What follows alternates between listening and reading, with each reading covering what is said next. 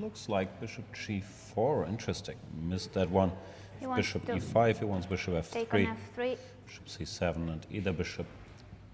Yeah, probably bishop e2 because I was going to say bishop g2 followed by rook e2, but then you drop the b6 knight, so you would have to include some more Zwischenzugs like knight to d5 here. Might be playable as well. Where champion doesn't collapse all that easily. Still surprising that he allowed this knight f6, exchanging his dark squared bishop, and with this g6 push, we know that you usually want to stick to this fianchetto bishop on g7. Yeah, he didn't have much of a choice after bishop g5. No, not here. Maybe knight b6, but what other move he had there? Knight d6 was a threat after knight e4? Yeah, I'm not sure. Knight e6 looks natural, but probably knight d6 bothered him a little bit. Well, it's not really a theoretical debate in this game. They're both freestyling a little bit, and Fabiano couldn't come up with anything better than rook e1, just calmly defending the e2 pawn and renewing the threat of knight takes e5.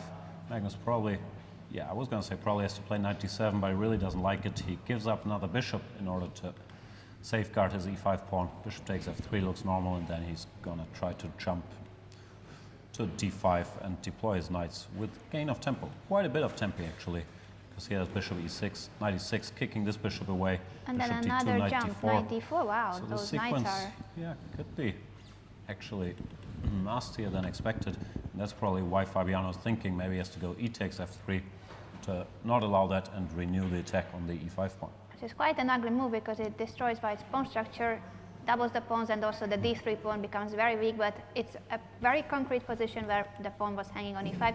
He took with the bishop. And h6, even more ambitious. He's trying to pick that bishop up. He doesn't want to chase it around. He wants to trap it with h6. Is there an escape? g4 comes to mind, trying to run here, but then g5. And we see Lawrence Trent joining us with a big smile on his face. He hasn't noticed that his bishop on f6 doesn't have a lot of squares. What's going on?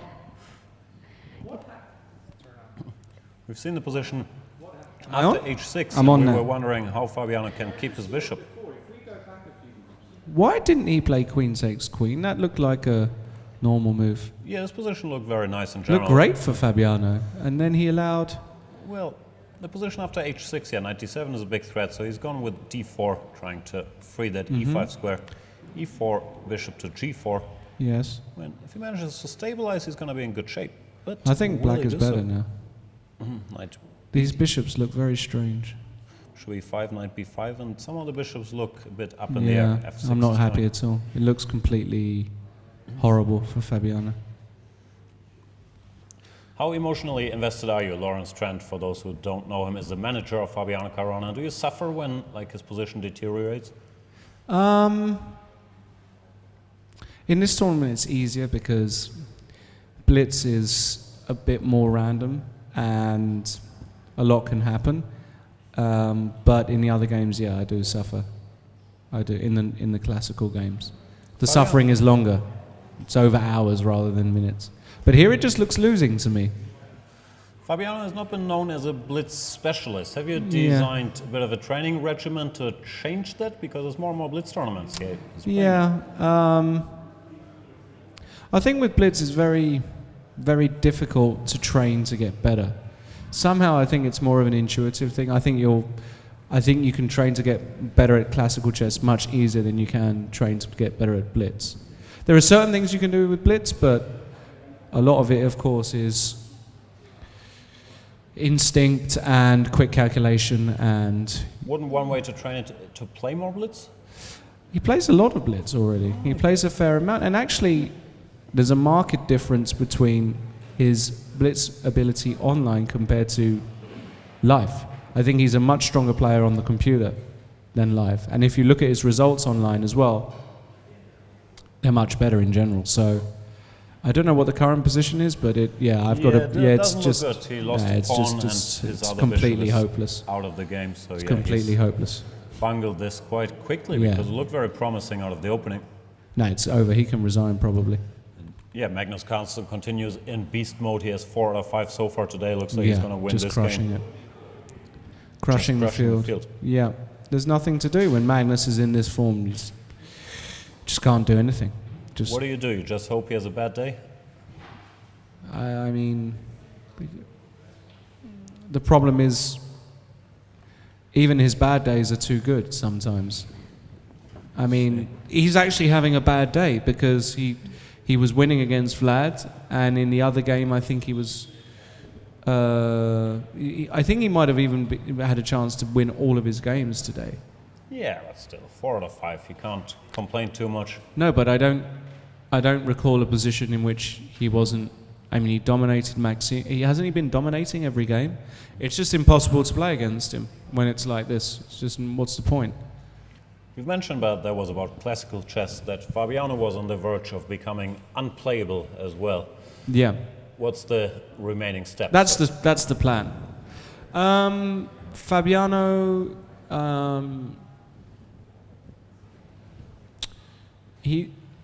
the first real objective we have this year is to make sure he's a bit more stable results-wise. So if we look at July to July, so let's say from a year ago to now, he had a lot of up and down results. He had a terrible Sinkfield. He won Dortmund. London wasn't good. He did well in Vike. But actually, since the start of this year, he's been a bit more stable. And the key really is just to make sure he maintains his kind of 2800 rating, which what that means, of course, is that he's playing at 2800 consistently.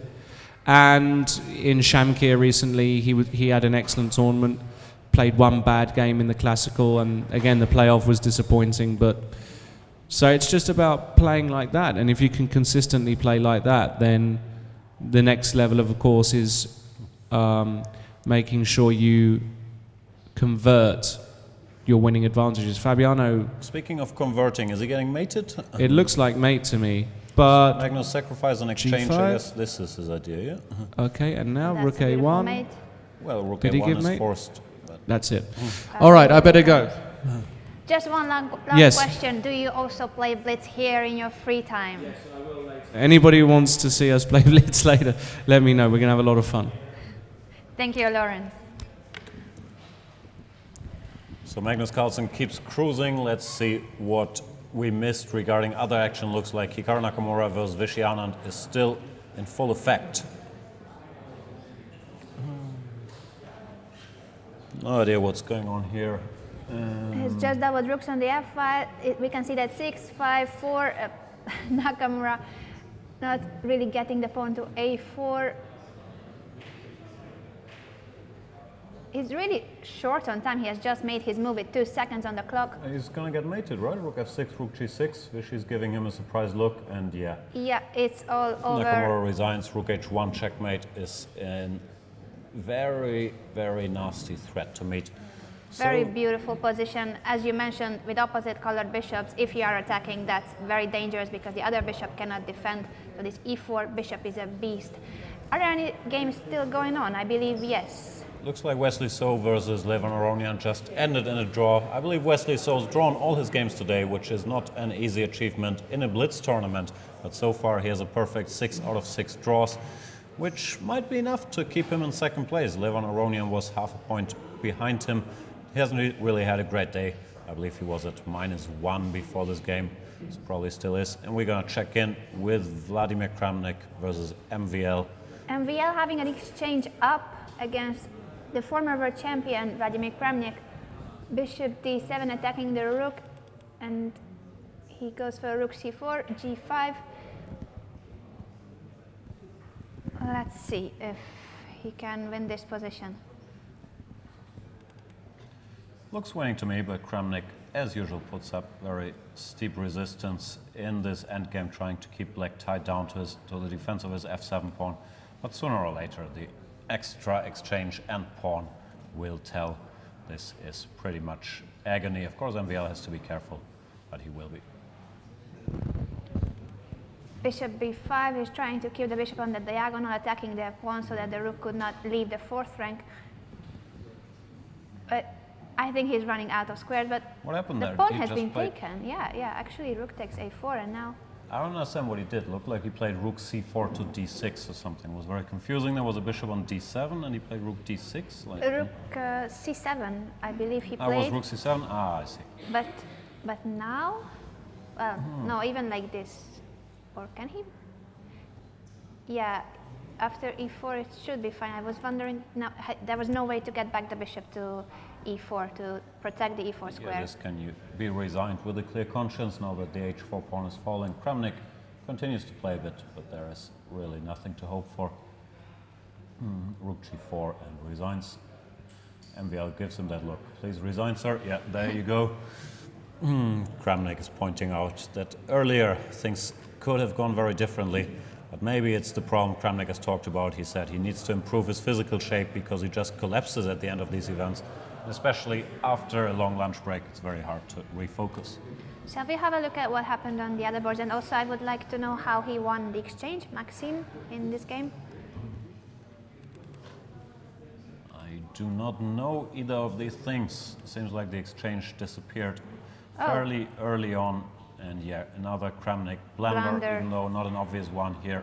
He missed the move bishop e6, double attack, queen g5 and bishop to c4. And it's already game over.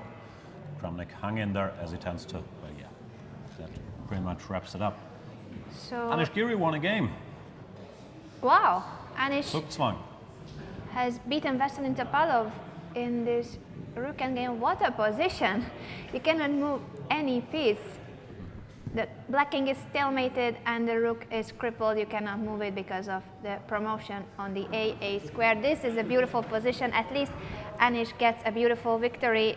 He has a very bad tournament here in Leuven. He's not lost. With this victory, he manages to have 14.5 points and Veselin Topalov on 13.5. So he moves up to the 9th place, but still, it's a very bad tournament for Anish Giri, who just won this beautiful position. Yeah, I'm not quite sure what happened in the Wesley So versus Levon Aronian game. Looks like Wesley might have offered a draw here after bishop h3 because there doesn't seem to be any move repetition or anything. And since Levon accepted it, it's a safe bet that he didn't really like his position. f4 is a threat. If queen f4, it seems like white can just take on h4. So maybe Wesley had the chance to go for more there. But he continues his policy of being happy with the draw, not losing almost any games. He hasn't lost any today, and that so far has kept him in 2nd place. Let's have a look at the standings and then the pairings for the next round. So Vishy Anand, as we have seen, has beaten Hikaru Nakamura with the black pieces. So Aronian was a draw. By Anish Giri has won finally a game against Veselin Topalov.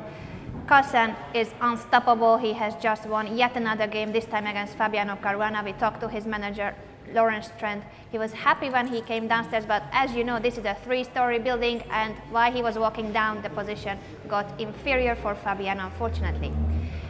The pairings for the next round are there on the screen: Anand Kramnik, Vachier Caruana, Carlsen Giri, Topalov So, and Aronian Nakamura. Do you think that Anish can stop Magnus Carlsen? I doubt it. Then again, Magnus Carlsen has pretty much secured tournament victory. I'm not very good at math, but if it's 3 games left and he's 3.5 points ahead of Vishy, that probably means that there's not that much to play for anymore for Magnus Carlsen. So congratulations to him, and maybe that gives Anish a chance to stop his run, which today has been impressive. Do you think it will drop his motivation that now he's the tournament winner, or it means that he will just play even easier without anything to lose? We'll find out shortly. I don't think he needs extra motivation playing against Anish. Therefore, yeah, he's certainly going to try to win. But even Magnus can get tired, as we've seen, for example, in Paris. We're going to follow that game. We'll be back with you in around 10 minutes for round number 16, I believe, of the Blitz event. See you then.